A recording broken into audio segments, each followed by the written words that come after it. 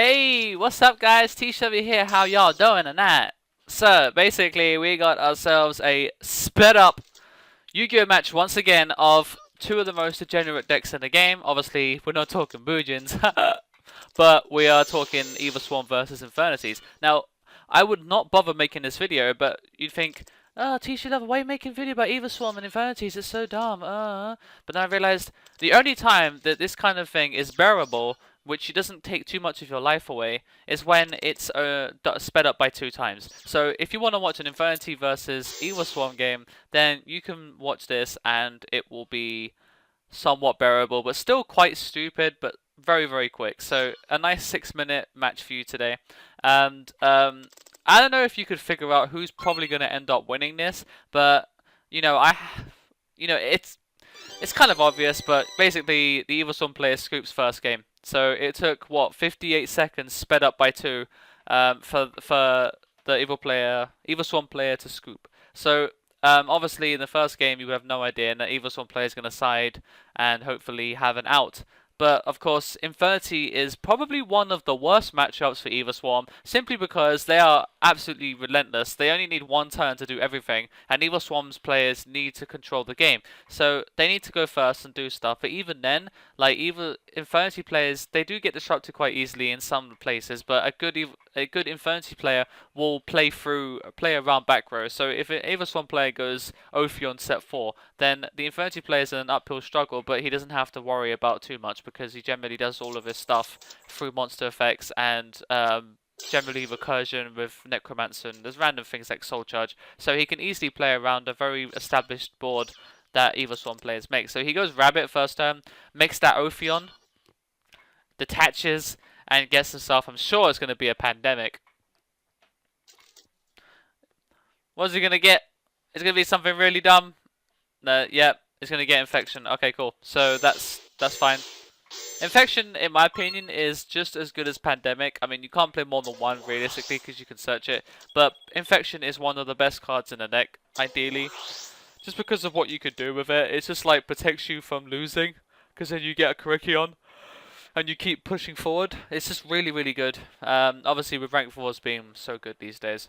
So, yeah, he goes Ophi on set 3, which is basically set 4, but obviously one of them is an Infection, so it doesn't really count.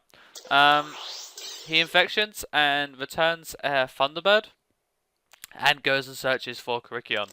Now, the guy ends his turn, I'm sure. Yep, so he draws into his turn. He's probably going to attach for Ophion first off, and goes and searches for Pandemic, because no one runs more than one Infection.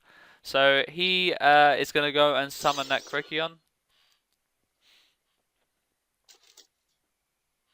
And add Heliotrope. Now he's going to summon the Heliotrope from Korikion to Thet, and he's going to smack in for some damage. Now, the guy has no response to it, so that's all good. And he takes it all. So he brought himself down to a measly 1900. So now he's going to go and summon Master Key Beetle.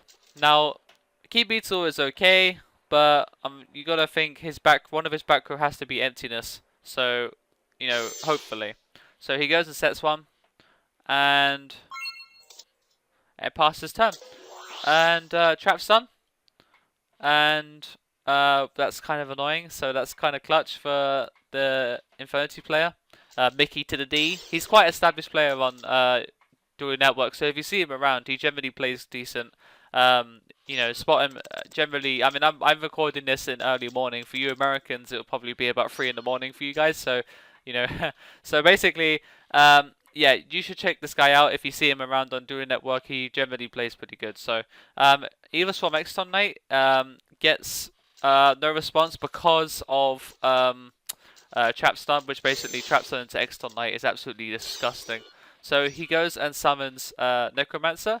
And that's going to go and get him a copy of Archfiend, which is going to search him a 30 break. And at this point, the Evil Swarm player is in a bit of a pickle, because he's going to have to figure out a way to, I don't know. So he banishes the Exton Knight for Palabyrinth and summons Archfiend and searches himself a card. And he sends Stygian Street Patrol to the grave, special summons the other one, See, he's just going off. He's just doing what he wants. You know, the Infernity train does not stop. You know, too good. So it summons a Leviair, goes and makes another Laval Chain. No, goes and makes Direwolf. Okay, pops the Master Key Beetle. So all of that without even having to deal damage. And look, he's already established board. It's like the reason why Soul Charge and Infernity is so good, because a lot of the time you just create an amazing board, set like 3 30 breaks, and then it's just like, what the fuck? Like, why do you even need to attack? You just have to draw and go, oh shit, I don't even need to take damage, but I know I've lost already. You know, it's just the way they lock down the field is so strong. So, sets that barrier and passes turn. So, he scoops. So that's it. So I hope you guys enjoyed watching. Very, very quick match. Infinities were obviously going to take it because every single time that matchup happens, Infinities easily take it unless it's very unlucky for them and they brick 2 times or something. But yeah, thanks for watching guys, and until next time, the TCG Lover is out.